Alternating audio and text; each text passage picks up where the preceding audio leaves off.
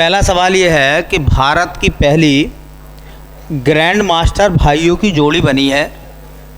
तो दो भाई जो ग्रैंड मास्टर बने हैं वो कौन कौन हैं? भारत की पहली ग्रैंड मास्टर भाइयों की जोड़ी। देखो, पहला सवाल तो ये है कि वो भारत की ग्रैंड मास्टर बनने वाले भाइयों की जोड़ी है और वो भी पहली है।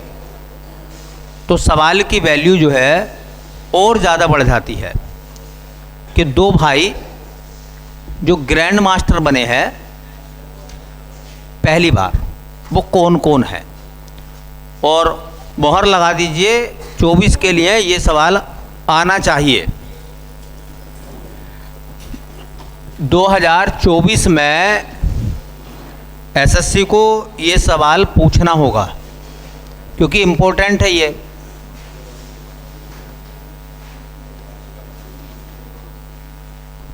बहुत ज़्यादा। तो भारत की पहली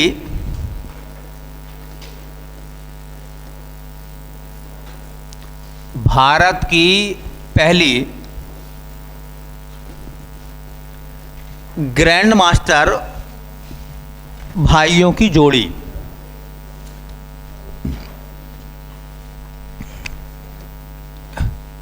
ग्रैंड मास्टर भाइयों की जोड़ी।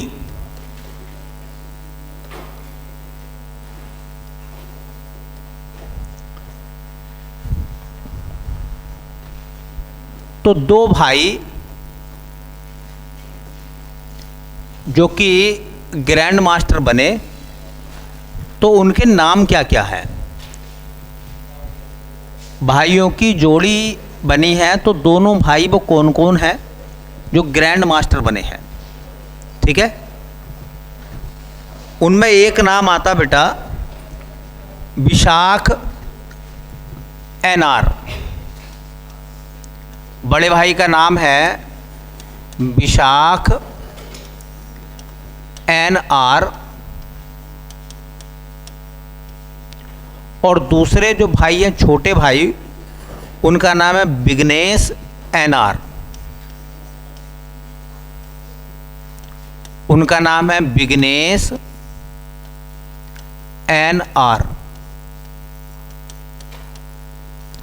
ये जो बड़े भाई हैं विशाख एनआर, ये 59वें ग्रैंड मास्टर बने थे। कौन सा नंबर था इनका? ये 59वें ग्रैंड मास्टर थे। इनका नंबर 59 है। और जो विघ्नेश बने हैं छोटे भाई ग्रैंड मास्टर, इनका नंबर आता है 80। ये 80वें ग्रैंड मास्टर बने।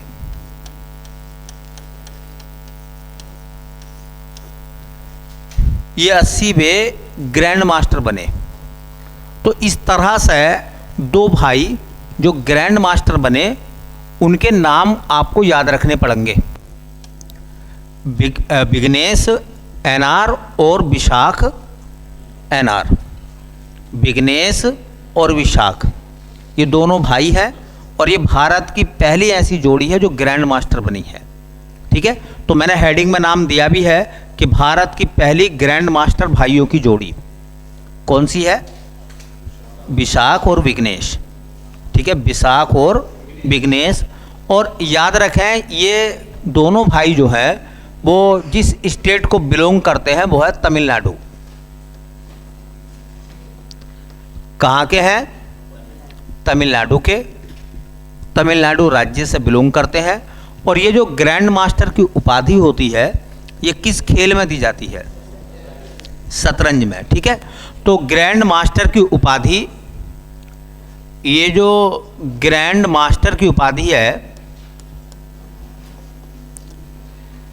ग्रैंड मास्टर की उपाधि जिस खेल में दी जाती है वो है शतरंज।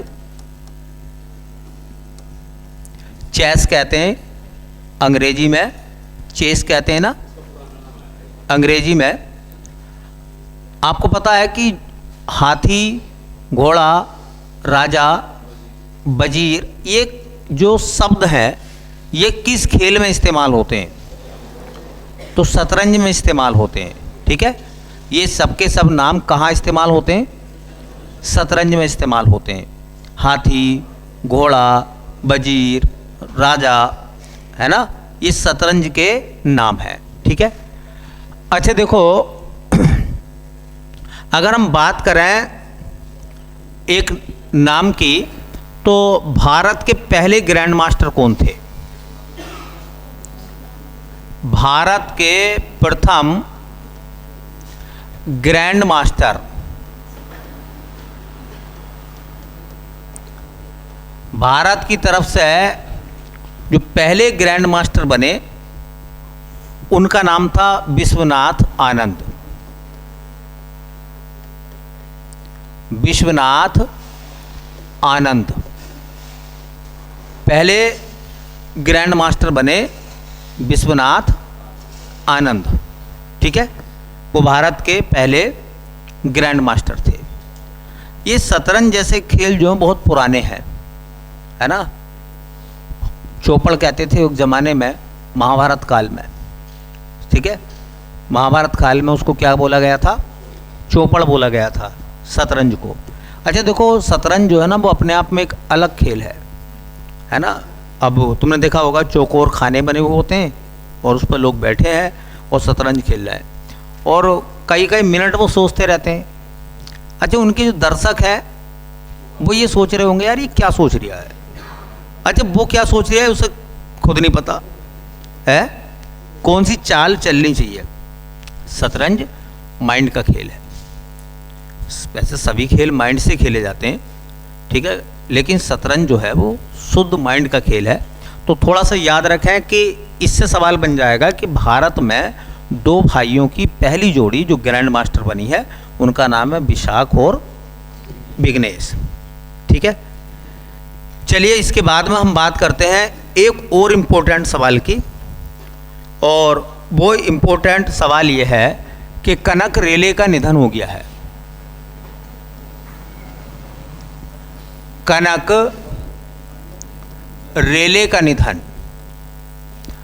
अब तुमसे ये तो नहीं पूछेगा कि भाई कनक रेले का निधन हो गया था, वो निधन कब हुआ था?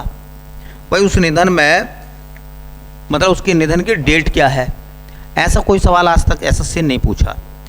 लेकिन जब कोई मशहूर शख्सियत इस दुनिया से विदा होती है तो उसके काम जरूर पूछे जाते हैं। और तुमने क्वेश्चन देखा होगा कि एसएससी जो है वो बहुत सारे सवाल पूछती है कला और कलाकारों के, कला और कलाकारों के पूछती है। तो हम लोग भी जो है ना, जब वो चीज़ों को देखते हैं तो हम ये देख रहे हैं कि इतने सारे कलाकार हुए हैं, इतने सारे कलाकार हुए हैं, हर साल एसएससी नए कलाकार पूछती है। कुछ तो पुराने हैं, जैसे बिस्मिल्लाह खां आते हैं, जाकिर हुसैन आते हैं, है ना, पंडित रविशंकर आते हैं, ठीक है, और हरिप्रसाद चौरसिया आते हैं, है ना। लेकिन इनके अलावा कुछ फेमस नामों के अलावा कुछ नाम अचानक से आ जाते हैं। ये अचानक से आने वाले नाम कौन से हैं? ये अचानक से आने वाले वो नाम हैं जो अखबारों की सुर्खियों में थे, या तो निधन की वजह से सुर्खियों में थे, ठीक है, कोई की मशहूर शख्सियत अगर कोई विदा होती है इस दुनिया से तो उसकी चर्चा कुछ दिनों तक चलती है, या फिर जो है उसका कोई सम्मान मिला है इस वजह से। तो कनक रेले का निधन हो गया है। अच्छा, तुमसे एसएससी में ये तो नहीं पूछेंगे, तुमसे पूछेंगे कि बताओ कनक रेले का संबंध किस कला से है, तुमसे इतना पूछेंगे बस। अब तुम्हें पता नहीं चलेगा कि तुमसे कनक रेले की बात क्यों पूछी, कनक रेले की बात क्यों पूछी, क्योंकि एसएससी का 50% हिस्सा करंट बेस्ड होता। एसएससी का तभी तो एसएससी पकड़ में नहीं आती, बहुत सारे लोग छूट जाते हैं। उसका आधा हिस्सा 25 सवाल तकरीबन करंट बेस्ड होते हैं। वो सीधे करंट के नहीं होते, लेकिन करंट से रिलेटेड सवाल होते हैं वो, और 25 सवाल वो इतिहास के, भूगोल के, इस तरीके से बना कर रखता। तो ऐसा वो अपना पूरा पैकेज जो है 50 क्वेश्चन का बना लेता, ठीक है। तो एक हिस्सा तो हमें पकड़ में आ जाता जो सब्जेक्टिव है, कि संविधान के 4 सवाल आए, देखो 4 सवाल मिल गए, ज्योग्राफी के 2 सवाल नदियों के आए, वो हमें मिल गए, लेकिन फिर हमें पता नहीं चलता कि बाकी 25 सवाल कहाँ से आ गए। तो बाकी 25 सवाल वही होते हैं जो करंट बेस्ड होते हैं, चाहे वो कल्चर के हों, मेलों के हों, त्योहारों के हों, इस तरह से। ठीक है, तो सवाल यह है कि कनक रेले का निधन हो गया। वो एक मशहूर शख्सियत थी और उनका संबंध किस कला से था? तो वो एक नृत्यांगना थी। नृत्यांगना, नृत्य करने वाली महिला, और वो क्लासिकल डांस करती थी, और वो क्लासिकल डांस था मोहिनीअट्टम। याद रखेंगे, एक क्लासिकल डांस वो करती थी और उसका नाम क्या था बेटा? मोहिनीअट्टम। मोहिनीअट्टम। तो मोहिनीअट्टम की वो कलाकार थी। पिछले साल 2023 में उनका निधन हो गया। नाम था कनक रेले। अब मशहूर क्यों थी? क्योंकि वो मोहिनीअट्टम करती थी। और भैया इस वजह से भी देखो, कोई शख्सियत महान मानी जाती है क्योंकि उसने महानता के काम करे, और महानता की वजह से उसको सम्मान सरकारों ने दिया। ठीक है भाई, आप सम्मान से यह अनुमान लगा सकते हैं कि उस व्यक्ति का व्यक्तित्व कैसा था। अगर किसी को भारत रत्न मिला है तो फिर वो कोई साधारण इंसान नहीं है, वो एक महान शख्सियत है। ठीक है, तो उनको सम्मान मिला 1989 में। 1989 में उनको मिला पद्मश्री। भारत सरकार ने उनको पद्मश्री दिया। 1994 में उनको मिला संगीत नाटक अकादमी। संगीत नाटक अकादमी, ये सम्मान उनको मिला। 2006 में उनको एक सम्मान दिया गया, कालिदास सम्मान।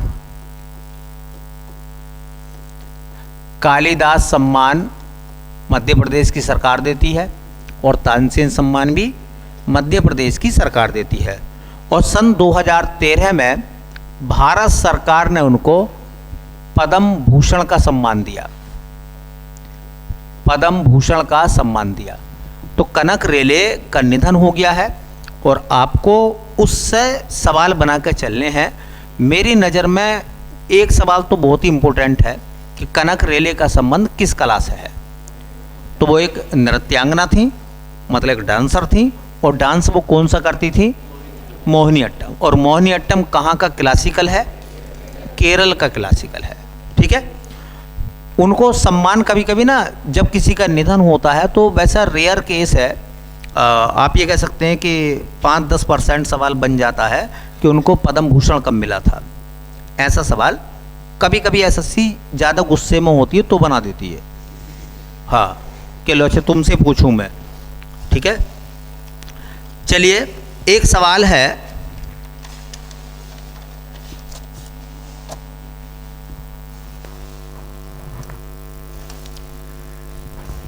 एक सवाल है, और सवाल यह है, बारिशु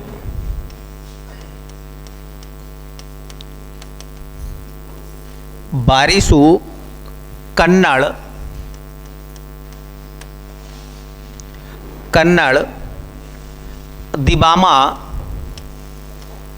दिमावा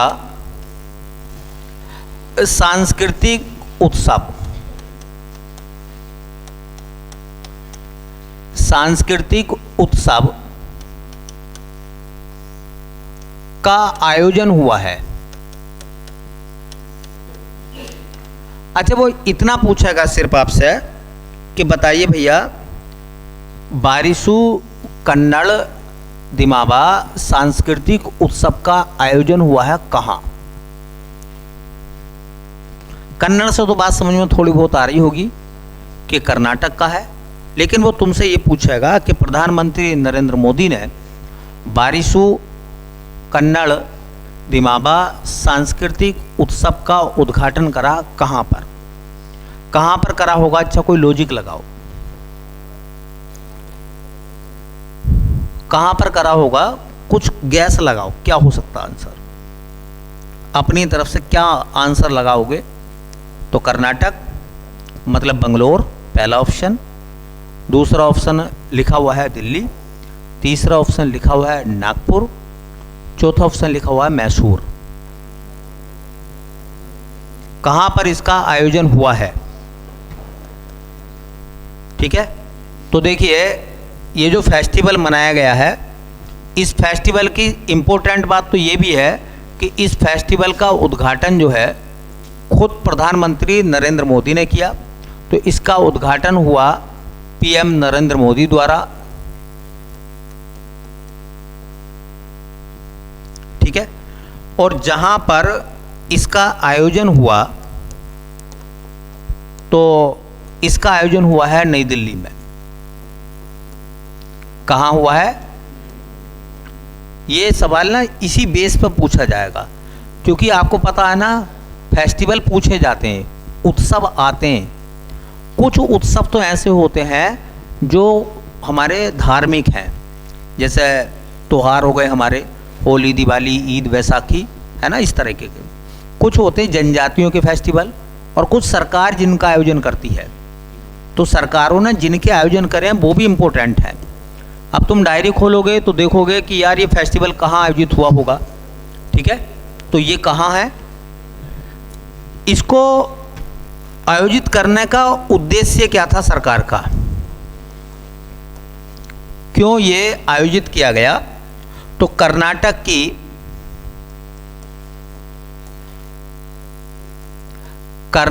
की संस्कृति, जो वहाँ का कल्चर है, परंपराओं, कर्नाटक की संस्कृति कोमा परंपराओं और इतिहास का जश्न मनाना, और इतिहास का जश्न मनाना। तो कर्नाटक की संस्कृति, वहाँ का रीति रिवाज और जो वहाँ का गौरवशाली इतिहास रहा है कर्नाटक का, कन्नड़ का, उसका जश्न मनाया गया दिल्ली में। दिल्ली में उसका जश्न मनाया गया और उसको नाम दिया गया क्या? बारिशु कन्नड़ दिमाबा सांस्कृतिक उत्सव। और ये जो टर्म लिखी हुई है ना, ये कन्नड़ भाषा की हैं। किस भाषा की हैं? ये कन्नड़ में है। ठीक है, चलिए एक क्वेश्चन है,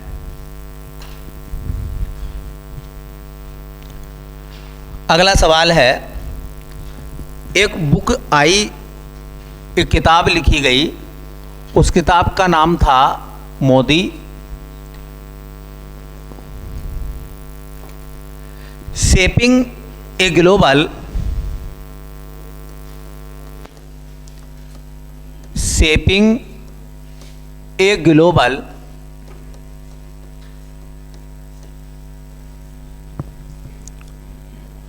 ऑर्डर इन फ्लक्स।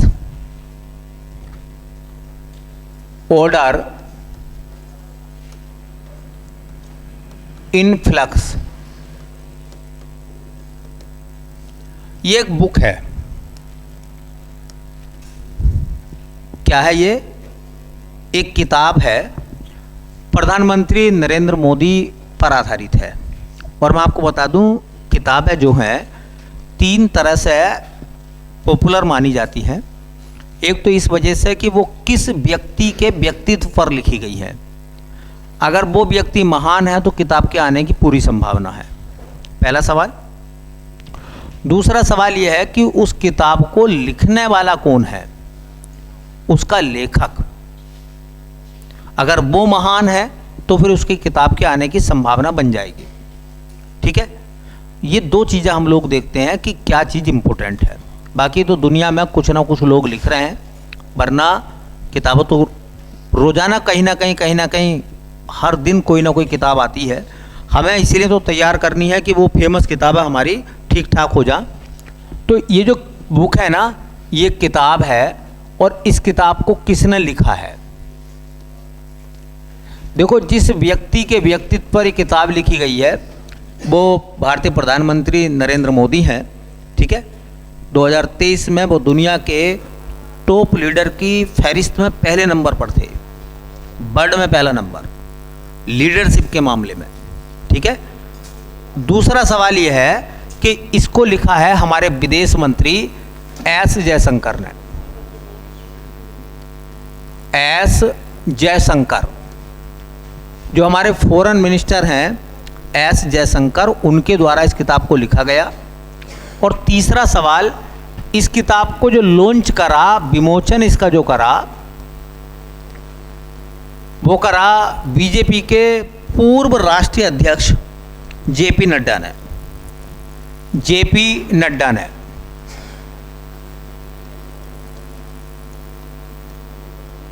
तो किताब जो है वो चारों तरफ से देखने में इम्पोर्टेंट ही है, ठीक है।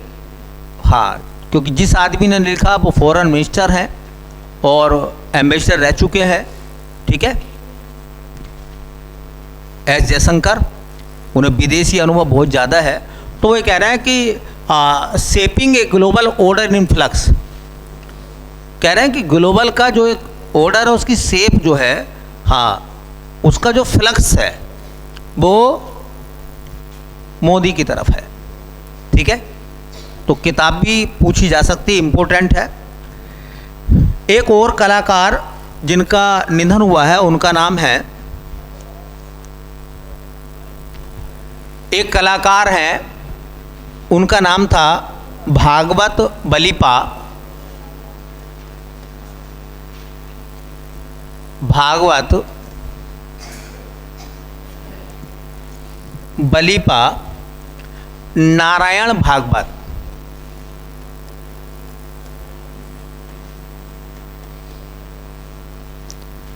का निधन हो गया है। और तुमसे ये नहीं पूछेगा, बिल्कुल नया नाम है आपकी आंखों के सामने, वो इतना लिख के देगा कि बालिपा नारायण भागवत का निधन हो गया। बताओ उनका संबंध किस कला से था। एसएससी इतना सवाल पूछ के निकल जाएगी, और आपको अगर जवाब आता है तो ठीक है, और जवाब नहीं आता तो फिर आपको बैठे रहना है। मैं इस वजह से नहीं लिखवा रहा कि उनका निधन हो गया है, मैं इस वजह से लिखवा रहा हूँ क्योंकि ये नाम चर्चा में रहा, और चूँकि वो कलाकार थे, और अक्सर कलाकार पूछना एसएससी का चलन रहा है, ठीक है। तो यहाँ से अगर मैं बात करूँ, बालिपा या बलिपा नारायण भागवत का निधन हो गया है, तो वो जिस कला के कलाकार थे उस कला का नाम है उनका यक्षगान। यक्षगान नृत्य है, और ये जो यक्षगान है सब बच्चों को पता होगा, ये कहाँ का फोक डांस है। तो ये कर्नाटक का लोक नृत्य है। यह कर्नाटक का लोक नृत्य है। कर्नाटक का लोक नृत्य यक्षगान, और उसी के कलाकार बलिपा नारायण भागवत का निधन हो गया। मोहिनीअट्टम की एक मशहूर नृत्यांगना कनक रेले का भी निधन मैंने बताया है। चलिए, सवाल एक ये पूछा गया है कि बताइए मृदा स्वास्थ्य कार्ड दिवस कब मनाते हैं। मृदा स्वास्थ्य कार्ड दिवस कब मनाते हैं। एक दिवस है, दिवस भी पूछ लेता। मृदा स्वास्थ्य कार्ड दिवस कब मनाते हैं।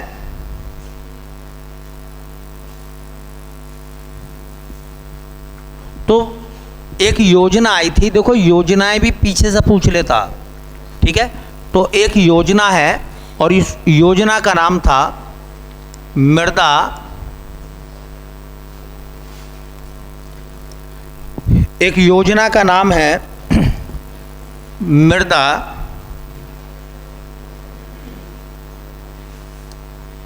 स्वास्थ्य कार्ड योजना।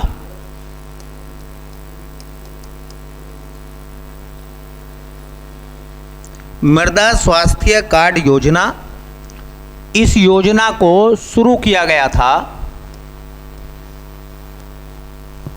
ये योजना शुरू हुई थी 19 फरवरी 2015 को और इस योजना को लॉन्च करा था प्रधानमंत्री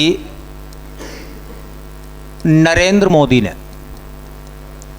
तो भारतीय प्रधानमंत्री नरेंद्र मोदी ने 19 फरवरी 2015 को एक योजना लॉन्च करी। उस योजना का नाम था मृदा स्वास्थ्य कार्ड योजना। ये योजना कहाँ से शुरू हुई थी,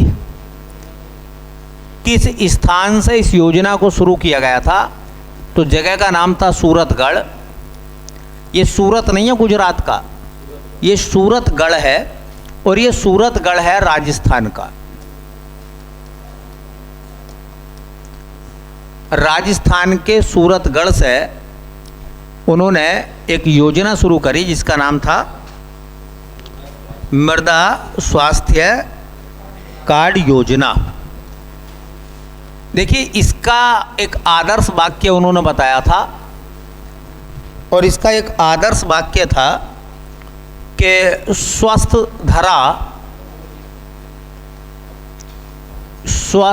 धरा खेत हरा।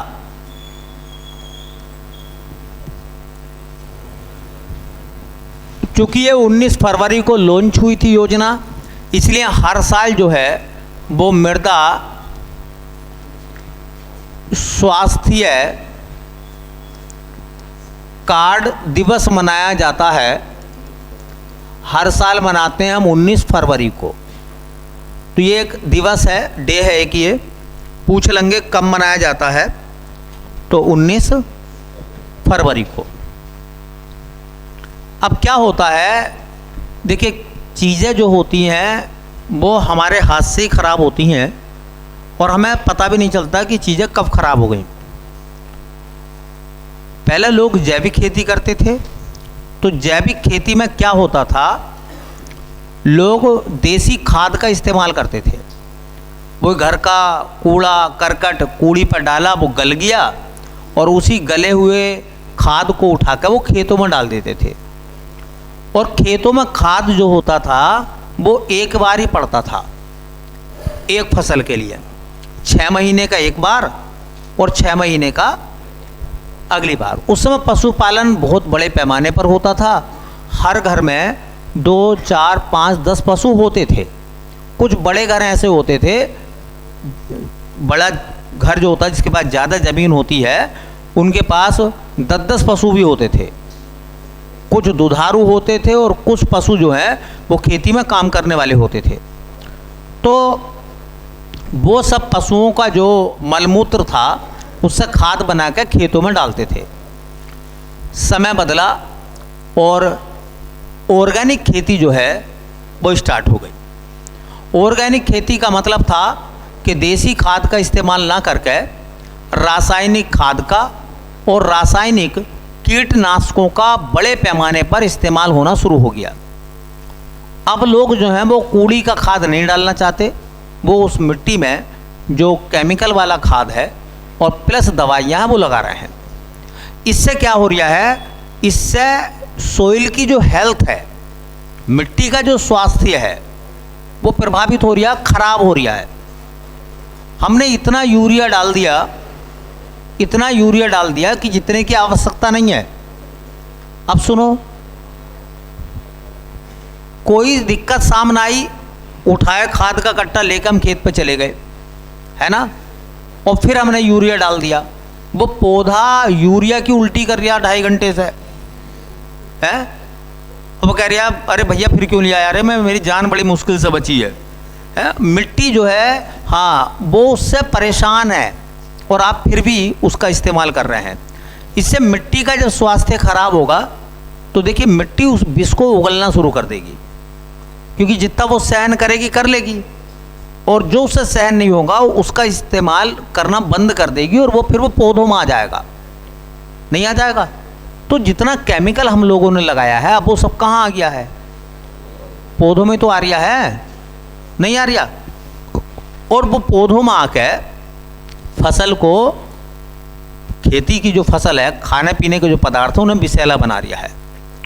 सवाल यह है, सीधी सी बात है, तुमने देखा होगा अब जाड़े आ गए हमारे यहाँ कुछ घरों में क्या होगा, एक बार हंडिया भर का साग बनेगा,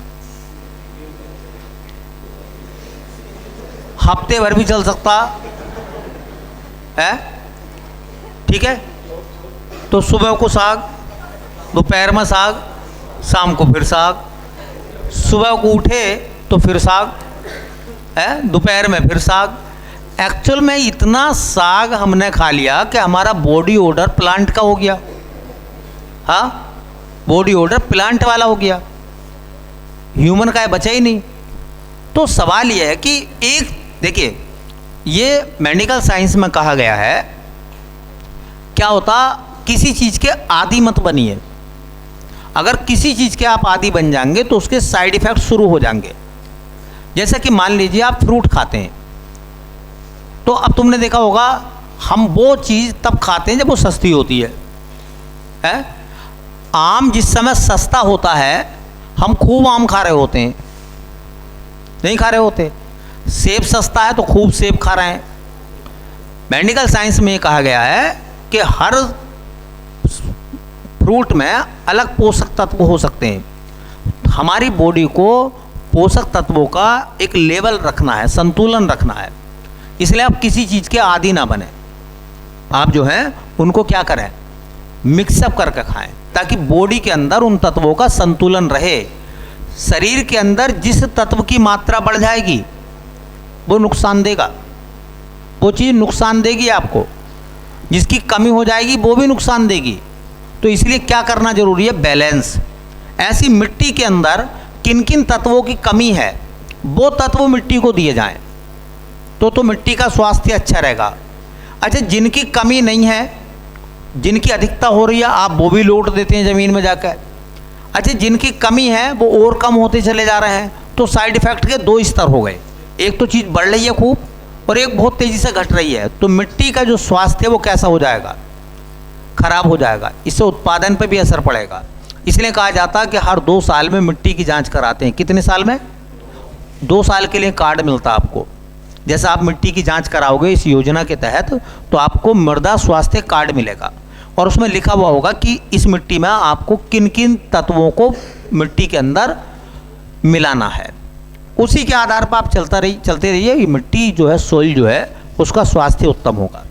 उस कार्ड का यही महत्व है। 2 साल के बाद फिर जांच कराएं और जिन तत्वों की ज़रूरत हो मिट्टी में उन्हीं का इस्तेमाल करें, ठीक है। तो योजना समझ में आ गई? क्या योजना है? योजना का नाम है मृदा स्वास्थ्य कार्ड योजना। और दिवस मनाते कब हम? चलिए, एक युद्ध अभ्यास हुआ है, उस युद्ध अभ्यास का नाम है भैया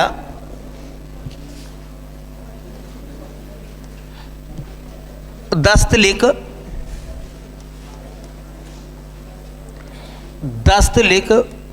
युद्ध अभ्यास।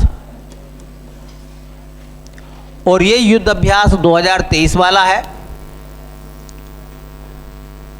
दस्तलिक युद्ध अभ्यास का आयोजन कहाँ हुआ है? तो ये हुआ है पिथौरागढ़ में। कहाँ हुआ भैया? पिथौरागढ़। और पिथौरागढ़ जो है वो उत्तराखंड में है। उत्तराखंड के पिथौरागढ़ में दस्तलिक युद्ध अभ्यास का आयोजन हुआ है, ठीक है। और किन किन देशों के बीच में हुआ है? तो जिन देशों की सेनाओं के बीच में युद्ध अभ्यास हुआ है उसका नाम है भारत व उज्बेकिस्तान। भारत और उज्बेकिस्तान की सेना ने पिथौरागढ़ में उत्तराखंड के दस्तलिक युद्ध अभ्यास का आयोजन किया, ठीक है। उज्बेकिस्तान की राजधानी क्या है? ताशकंद। और तुर्कमेनिस्तान की?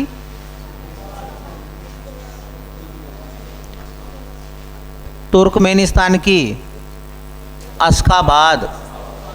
अच्छा, किर्गिस्तान की? बिश्केक। ये मिडिल एशिया के 5 देश हैं, इनकी कैपिटल हर बच्चे को पता होनी चाहिए। चलिए, एक नाम है और एक मेला लगा है, उसका नाम था झींगा मेला का आयोजन। झींगा मेले का आयोजन, और इसका मकसद ये रहा होगा कि झींगा जो एक प्रकार की मछली है उसके उत्पादन को बढ़ाया जाए। ठीक है, स्वच्छ जल में झींगा पैदा होता। ठीक है, स्वच्छ मतलब साफ पानी में झींगे का उत्पादन होता है। तो झींगा मछली में आता है, गुलाबी क्रांति से संबंधित है, झींगे का उत्पादन से संबंधित क्रांति का नाम, और नीली क्रांति मत्स्य पालन। तो झींगा मेले का आयोजन हुआ है कहाँ, बस याद रखना आपको, पंजाब। पंजाब में ये मेला आयोजित हुआ है। कहाँ हुआ है, पंजाब में। एक बात यहीं पर नोट कर लें, काम में आ सकती है बात। गुलाबी क्रांति का संबंध किससे है? गुलाबी क्रांति का संबंध है झींगा उत्पादन।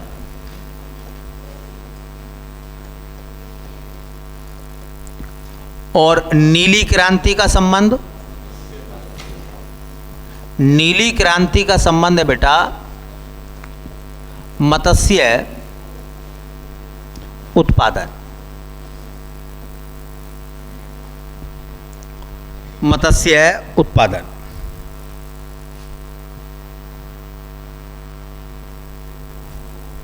ठीक है, एक लाइन आपको याद रखनी है बस केवल।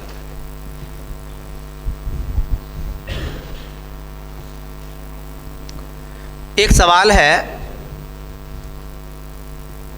आदि महोत्सव का आयोजन कहाँ हुआ है? आदि महोत्सव का आयोजन कहाँ हुआ है, ये भी सवाल आ सकता है। आदि महोत्सव,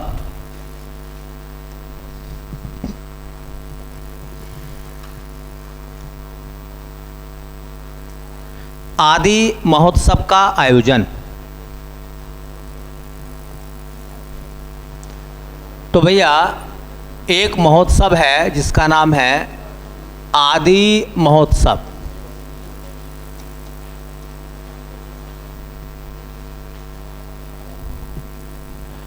आदि महोत्सव का आयोजन, पहला पूछेंगे कि कहाँ हुआ है, तो बेटा स्थान है नई दिल्ली। आदि महोत्सव का आयोजन नई दिल्ली में हुआ है और इसका भी उद्घाटन प्रधानमंत्री नरेंद्र मोदी ने किया। ठीक है, तो इसका जो उद्घाटन किया था तो प्राइम मिनिस्टर नरेंद्र मोदी,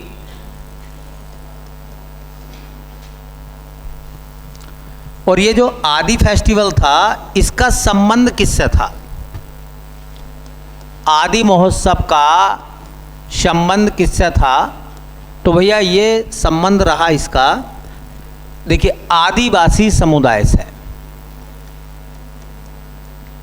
आदिवासी समुदाय की संस्कृति से।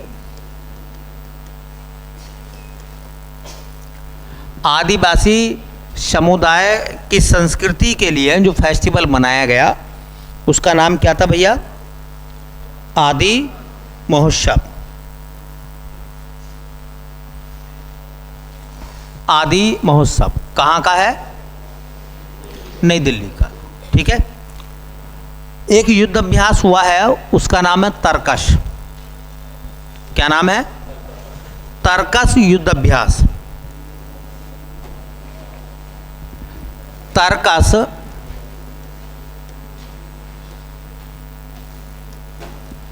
युद्ध अभ्यास 2023। तरकश युद्ध अभ्यास 2023।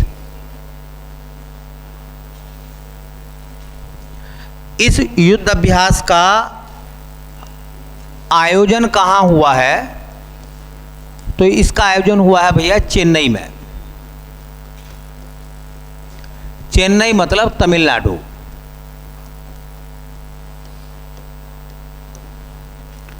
तमिलनाडु के चेन्नई में हुआ है। और ये बताया जाता है इसका जो संस्करण था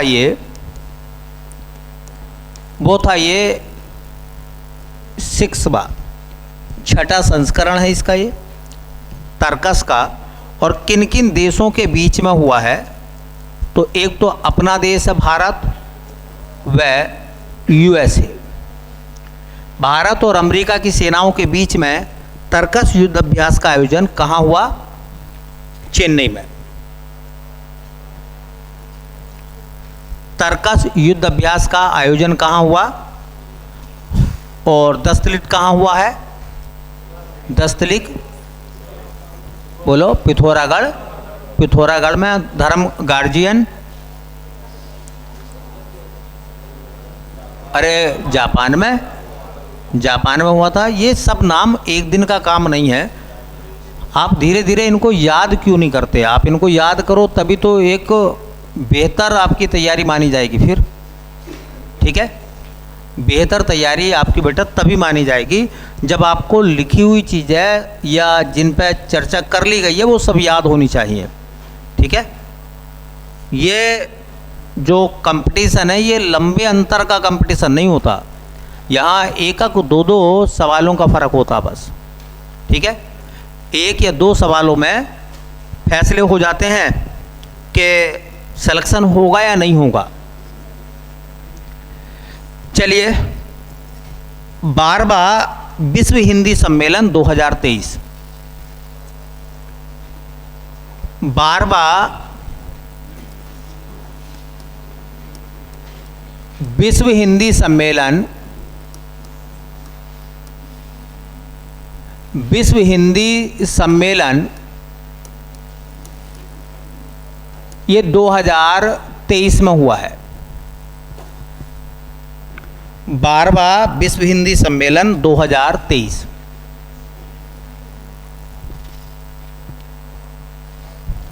देखो, पहला सवाल ये है कि ये जो सम्मेलन हुआ इसका आयोजन कहाँ हुआ?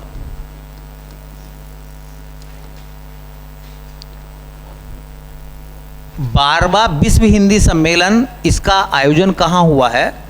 तो फिजी एक देश जिसकी राजधानी शुबा है, उसका एक शहर है नाडी। कहाँ? नाडी में इसका आयोजन हुआ है। और नाडी कहाँ है? फिजी देश में। ठीक है, इसकी थीम क्या रखी गई थी? इसकी थीम क्या रखी गई थी भैया? हिंदी पारंपरिक ज्ञान से कृत्रिम बुद्धिमत्ता तक। तो इसकी थीम थी हिंदी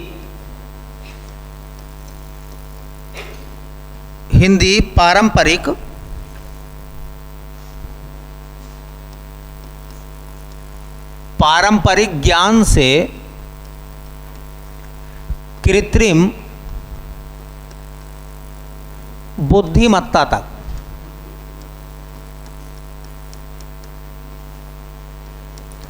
मतलब ये बता रहे हैं कि हिंदी नॉलेज के लिए भी है और आर्टिफिशियल इंटेलिजेंस में भी काम आएगी। ठीक है, जब ये सम्मेलन हुआ था तो इस सम्मेलन में भारत की तरफ से कौन गए थे? विश्व हिंदी सम्मेलन में भारत का प्रतिनिधित्व किसने किया? भारत की तरफ से इस सम्मेलन में कौन पहुंचे थे हिस्सा लेने के लिए?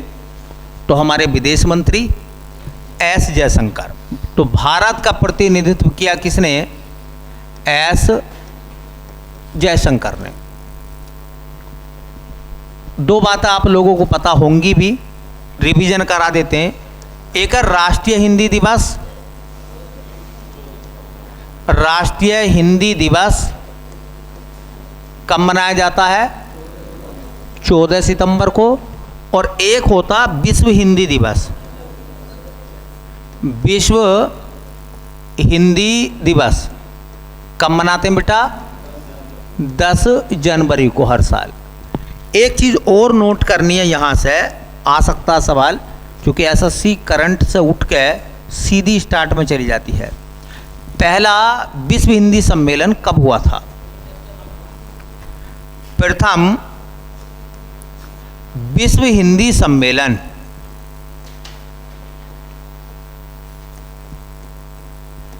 पहला विश्व हिंदी सम्मेलन कब हुआ था बेटा? 1975 में। कहाँ हुआ था? नागपुर में, और नागपुर है महाराष्ट्र में। नारंगी सिटी, नागपुर। नारंगी सिटी, नागपुर में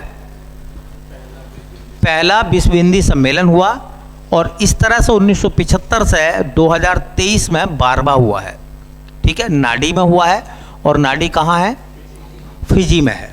ठीक है, और जबकि फिजी की राजधानी क्या है? सुबह है।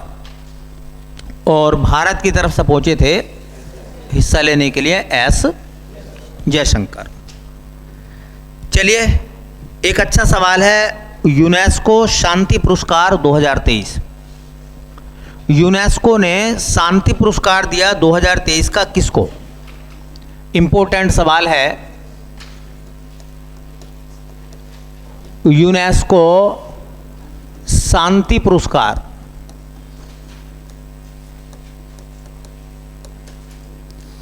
2023। इसका मतलब यूनेस्को ने शांति का पुरस्कार दिया है 2023 में। ये पुरस्कार किसको मिला है? तो ये पुरस्कार मिला है जर्मन की पूर्व चांसलर एंजेला मोर्केल को। किसको मिला है? Angela Morkel. और एंजेला मोर्केल कौन है? तो वो जर्मनी की पूर्व चांसलर हैं। जर्मनी की पूर्व चांसलर को, अच्छा, सम्मान का नाम है शांति, पीस के लिए। तो ऐसा इन्होंने क्या काम करा जिसकी वजह से इनको ये सम्मान मिला? सन 2018 के आसपास सीरिया में बड़े पैमाने पर दंगे हुए, हिंसा हुई, और वहाँ से लाखों लोग जो पलायन कर गए।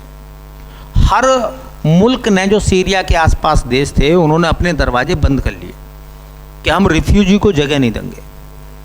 ठीक है, क्योंकि पता नहीं चलता रिफ्यूजी में कौन आदमी अच्छा है और कौन आदमी बुरा है। इन्होंने अपने देश के दरवाजे खोल दिए उन लोगों के लिए जो लोग परेशान और तंग थे। लगभग बताया जाता है इन्होंने 12 लाख से अधिक प्रवासियों को शरण दी थी।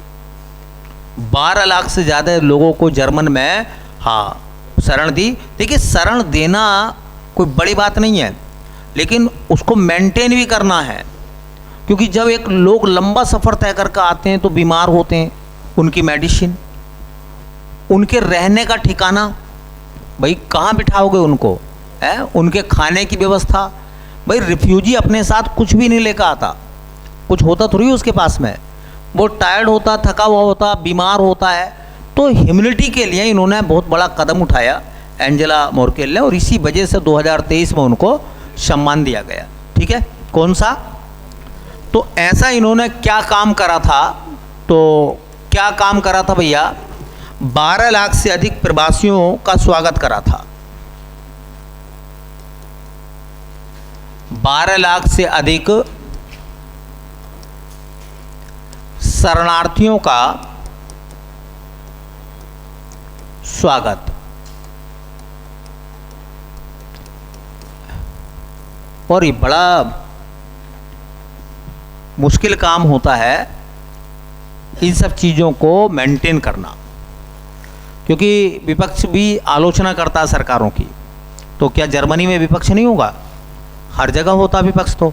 ठीक है, तो बहुत सारी चीज़ें होती हैं, लेकिन फिर भी कुछ लोग जो हैं ह्यूमैनिटी के लिए काम करते हैं, मानवता के लिए काम करते हैं, और जब वो काम करते हैं तो वो किसी की परवाह नहीं करते। ठीक है।